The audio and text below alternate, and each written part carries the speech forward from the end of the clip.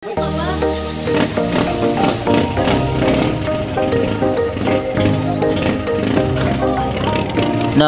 na naman ang yung simpleng magtataho ng Mauban, Quezon. At ang customer ko nga po pala dito ay si nanay at ang kanyang apo. At ang sabi nga po dito ni nanay ay tutoy dito din sa apo ko. At saka dito ay walang sago.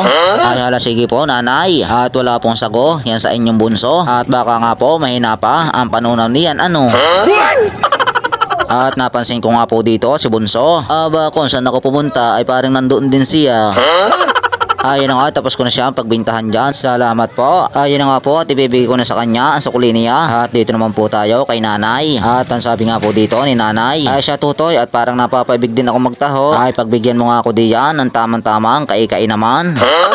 Ayun na nga po, at lumapit na dyan si Bunso sa ating camera. Sabay-sabay ni nanay dito. Ay Bunso, mag-hi ka sa vlog ni kuya. Teka, ano kaya ang tinititigan dito ni Bunso? At talaga naman po siya ay walang kaibo-ibo. Aba at narinig yata at bigla na lamang naglarga.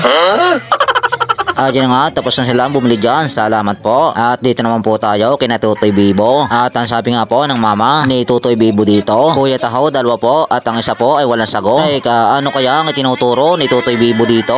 Nakikita pala niya ang sarili niya kaya natutuwa siya.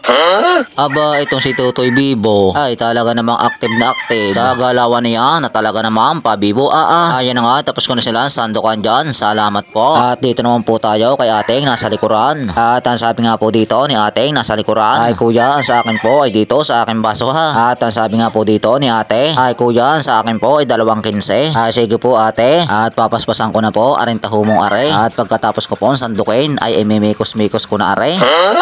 Para po makain nyo na suabing-suabe. Ayun na nga, tumutok na sa camera si Tutoy Bibo. Ito ang gusto ko kay Tutoy Bibo. Yun talaga naman po, suabing-suabe. Ang galawan niya. Hoy Tutoy Bibo, ano ba ang nakikita mo diyan sa camera ko? At talaga namang may patila ka pa diyan oh. Ayun na nga, tumayo na siya diyan. Ayun na nga, tagbabalik-balik na siya diyan. Tingnan nyo naman po diyan si Tutoy Bibo. At talaga naman po siya ay active na active ano. Ayun na nga, tapos ko na sandukan dyan si ate. At dito naman po tayo kay Dalagang Morena. At ang sabi nga po dito ni Dalagang Morena ay kuya, sa akin ay halaga 10 piso lamang ha. At para sa akin ay swak na swak lamang ang halaga 10 piso. Ayun na nga po, at pinaspasan ko na yan ang pagsasandok ng kanyang taho.